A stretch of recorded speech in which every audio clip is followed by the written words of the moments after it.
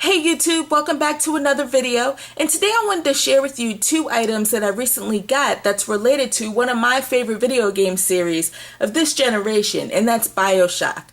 I don't know exactly what it is about the Bioshock series that's pulled me in, but I just know that I love the games and I love the fiction and all the lore behind it. I do want to share with you guys this Bioshock Infinite Elizabeth figurine that I recently got, and the Art of Bioshock Infinite, which is an amazing art book. So let's take a look. So this is the Art of Bioshock Infinite, and it's an amazing art book. I purchased it off of Amazon.com for roughly $24. I think originally it retails for $40, but Amazon had a discounted price, and it's definitely well worth the money. As you guys can see here, you have the spine, the Art of Bioshock Infinite, and it's put out by Dark Horse, which is another added bonus because Dark Horse, is an amazing comic book company, and they did a great job with the Mass Effect art book as well.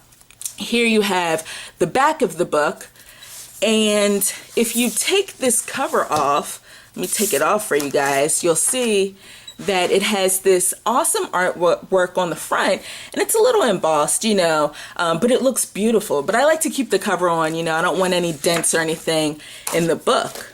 This art book does have an introduction written by Ken Levine, who's the creator of the series, and he doesn't really get into too much. There really isn't a lot of detail, but he does talk about, a little bit of the creative process that went into creating Bioshock Infinite after they put out Bioshock 2.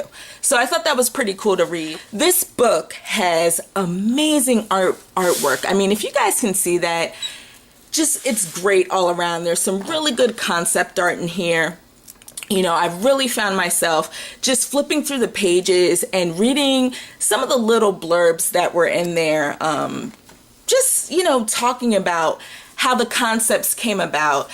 There's also some artwork in here that never actually made it into the game, so it's really early concept art, which was really good. As you guys can see here, I don't really remember seeing this in the game. I mean, I played through it, I'm working my way through it again, and I don't remember seeing this. Maybe I missed it, but I found that really pleasing to just look through this art book and see some artwork. Some of the enemies never came about, and that's pretty cool. Like this guy right here, who looks really similar to a Big Daddy and a little sister, but they weren't in the game, so that's pretty awesome. And I kind of wish they were. Who knows? Maybe the upcoming DLC will feature some of these new enemies. I highly doubt it, but it would be cool if they did. You have some more characters here that never made it into the game. Early concept art.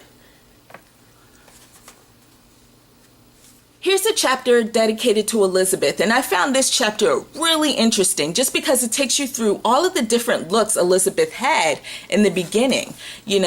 Takes you through some of her outfits, her choker, which is a really important part of the game. I just really love this stuff. I don't know, maybe I'm a geek for this, but I thought it was just really cool. She has different hairstyles here. You can tell that they played around with a lot of her looks.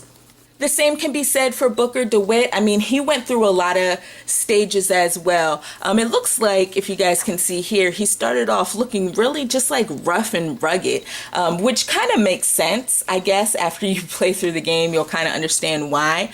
But I just really love that, just totally different looks. We didn't really see this too much in the game. You have some of the songbird stuff in here, an amazing picture of the songbird, and then we can get into some of the enemies that you'll see, starting with the founders. You have Comstock there. I just thought it was really cool, and here you have the Lutesses, which is awesome. This is just fan service for anyone who enjoys not only the series, but the game in general. I mean, it's pretty awesome. You have some of the citizens, and then you have a few pages dedicated to the Vox Populi, more specifically Daisy Fitzroy, who's one of my favorite characters in the game after Elizabeth. I thought Elizabeth was an amazing character. It also takes you through some of the early looks of Daisy. Just really good stuff in here. You have more enemies, the Motorized Patriots. really creepy. That's kind of creepy. The Boys of Silence. Then you have the Siren here, who turns out to be someone else. The Handyman, who I thought they could have did a little bit more with the Handyman. I don't know. I just, for some reason, feel like they could have done more with that character. My favorite chapter of the book is the advertisements and propaganda. It's just awesome. I really enjoyed playing through Bioshock Infinite and taking the time to explore Columbia. I thought it was amazing. Being able to take a look at all of the ads and the propaganda all throughout the city or the world was amazing, you know, and you have some really good ones in here that I just love. These are more or less for the figures that you'll see throughout the game. But I mean, this stuff, you could just tell that so much time and detail and dedication was put into these advertisements. You know, you almost feel like you're a part of the world, you know, during that time period. I think that's great. Have voxophone stuff right here. Then you have this awesome picture, Comstock. And then the book goes on to show you the vigors and all of that other good stuff. But I definitely wanted to point out those couple of chapters because I just had a blast looking at all of the pictures. You know, the artwork is just amazing, as I've said before. And being able to read some of the little captions that were underneath of those pictures and just learning a little bit more about everything that went into making Bioshock Infinite happen was awesome. And now we're going to take a look at this Elizabeth figurine, which I purchased from Toys R Us. I got it for $16, and it was the last one in the store. And when I saw it, I was like, man, I have to have this. I really loved Elizabeth. I thought her character was awesome. And there's also an action figure for the Boys of Silence, and I didn't see that. So once I lay eyes on that, I'll definitely pick that up as well. So I'm going to open this up. So I got Elizabeth out of the packaging, and I have to say, guys, I'm really impressed by the detail in this figure. I'm going to be honest though, her face doesn't necessarily look like Elizabeth's face in the game, but she still does kind of look like that Disney princess. You know, that's the vibe that I got when I played Bioshock Infinite. Once I met Elizabeth, I totally thought she was a Disney princess for some reason. You can see she has her choker there.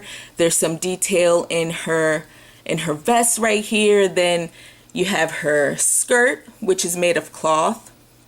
There's some articulation, you know. It's just really, really nicely done. You have her shoes here, which is great. It's a really great figure. But then again, Neca put this out, and they do a great job of putting a lot of detail into their action figures. So if you find this, you should definitely pick it up.